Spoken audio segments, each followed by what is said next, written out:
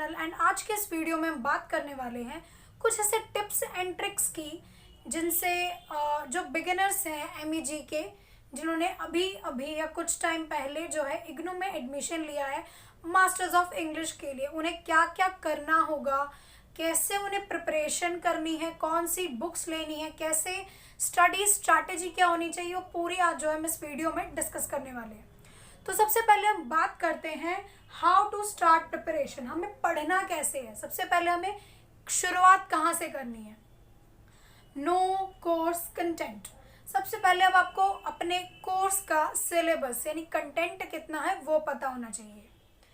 इसके लिए मैंने 2 वीडियोस बनाई हुई है जिसका लिंक आपको इस वीडियो के डिस्क्रिप्शन में मिल जाएगा और उन पे वीडियोस पे जाके आप देख सकते हैं कि इस पूरे सिलेबस में आखिर कितना कंटेंट है वगैरह वगैरह।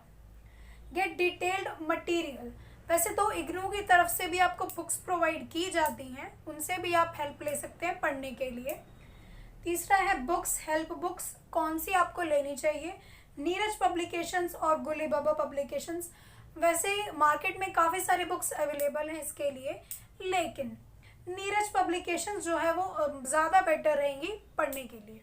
आई would suggest you to choose Neeraj publications. Then है मेक टाइम टेबल। आप कितने घंटे पढ़ेंगे उसका एक आपका प्रॉपर टाइम टेबल होना चाहिए कि मुझे आज 2 से 3 या 3 से 4 घंटे पढ़ना ही पढ़ना है। जितने टाइम भी आप पढ़ें उसे प्रॉपर यूज़ करें। ये नहीं कि उस टाइम में आपका दिमाग कहीं और है और ध्यान कहीं और है। जितने टाइम पढ़ें, भले ही आप 1 घंटे पढ़ें, लेकिन उस 1 घंटे में आप पूरा प्रॉपर अपनी स्टडी पे फोकस रखें। नेक्स्ट पॉइंट आता है मेक या write important points as notes. Notes ज़रूर बनाएं, जो कि बहुत ही इम्पॉर्टेंट चीज़ है।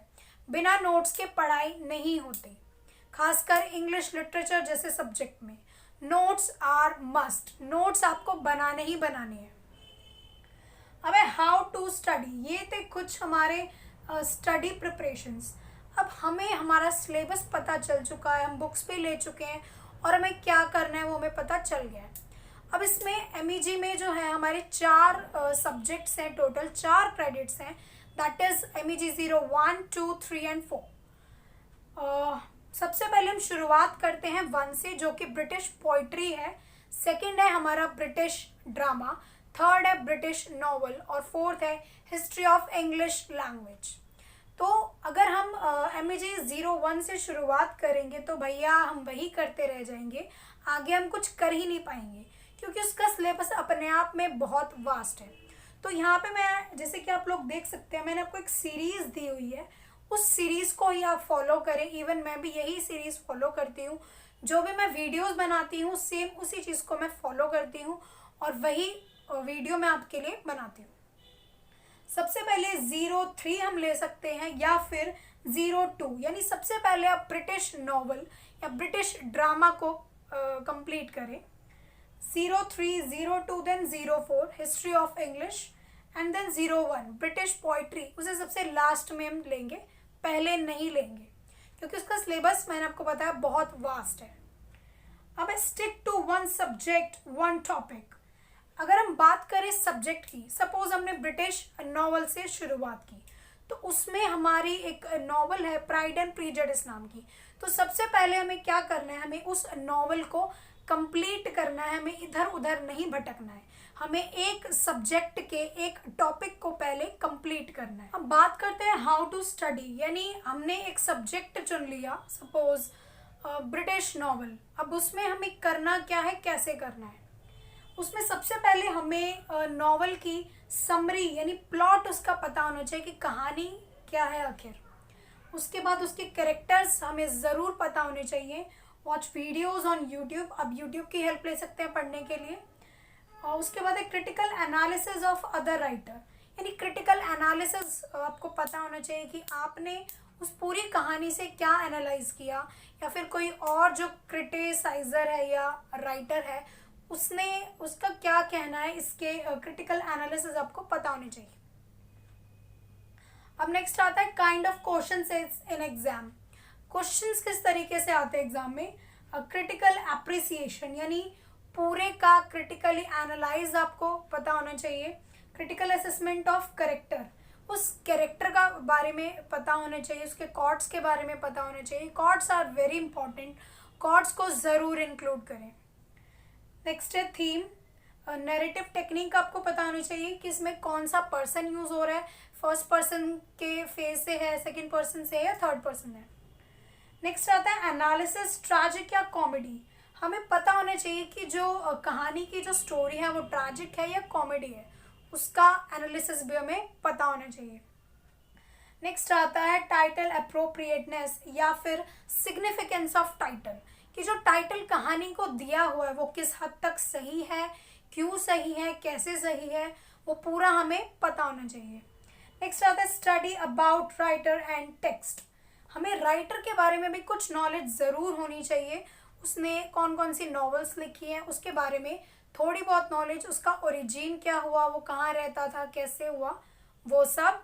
और टेक्स्ट, क्योंकि आप एक मास्टर के स्टूडेंट हैं तो टेक्स्ट ज़रूर पढ़ें। लेकिन फिर भी क्या होता है, कुछ वर्किंग लोग होते हैं जिनके पास इतना टाइम नहीं होता कि वो टेक्स्ट पढ़ सके, तो आई वुड सजेस्ट या तो आप मार्केट से बुक्स ले सकते हैं, लेकिन अगर आप बुक्स नहीं भी लेना चाहते तो आपको इंटरनेट पे, गूगल पे PDF फॉर्म में ये जो नॉवेल्स हैं वो पूरे मिल जाएंगे, आप डायरेक्टली वहाँ से उन्हें पढ़ सकते हैं।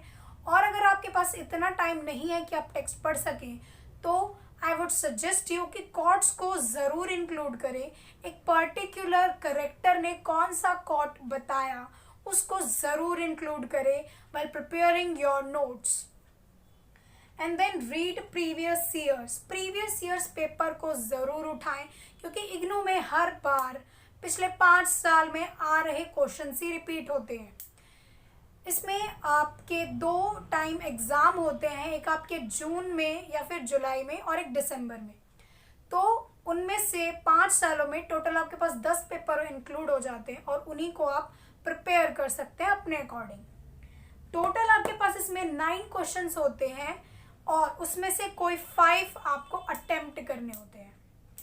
ईच क्वेश्चन आपका 20 मार्क्स का होता है और आपके पास 3 घंटे होते हैं, तो करीबन 30 से 35 मिनट में आपको अपना एक आंसर कंप्लीट करना होगा। इसी स्पीड से आप चलेंगे तो आप अपना एग्ज़ाम पूरा कर पाएंगे, अदरवाइज वो छूट जाएगा। राइटिंग स्पीड बहुत ज़्यादा मायने रखती है, तो आपको डेली राइटिंग की प्रैक्टिस भी होनी चाहिए। एक चीज़ और मैं आपको बताना चाहूँगी कि हम लोग सबसे बड़ी बेवकूफ़ी क्या करते हैं कि जब भी हमारे पास हम कोई पेपर अटेम्प्ट करते हैं और हमारे पास कोई भी क्वेश्चन आता है, हमें पता चलता है कि जो क्वेश्चन है ये फलानी नॉवल से आया है, तो हम उठा के उसकी समरी चेपना शुरू कर देते हैं, पूरी समरी उसकी चिपका डालते हैं और बाद में हम लोग रोते हैं कि हमें मार्क्स क्यों नहीं मिले। क्योंकि गलती मैंने भी अपने कॉलेज में की है, तो मैं आपको बताना चाहूँगी कि आप लोग ये गलती ना करें। समरी बिल्कुल भी ना लिखें, क्योंकि समरी के मार्क्स नहीं मिलते, बहुत कम मार्क्स मिलते हैं समरी के। हमें जो आंसर लिखना होता है वो टू द पॉइंट लिखना चाहिए कि क्वेश्चन में एक्चुअल में पूछा क्या गया है, उसके बारे में हमें लिखना चाहिए। फिर जब हमें लगे कि हम काफ़ी हद तक उसका आंसर दे चुके हैं, उसके बाद लास्ट में कंक्लूजन में या उसके पहले वाले एक पैसेज में हम इसकी समरी को इंक्लूड कर सकते हैं। तो अब बात करते हैं आगे हम MEG 1, यानी MEG 1 में किस तरीके के क्वेश्चंस आएंगे।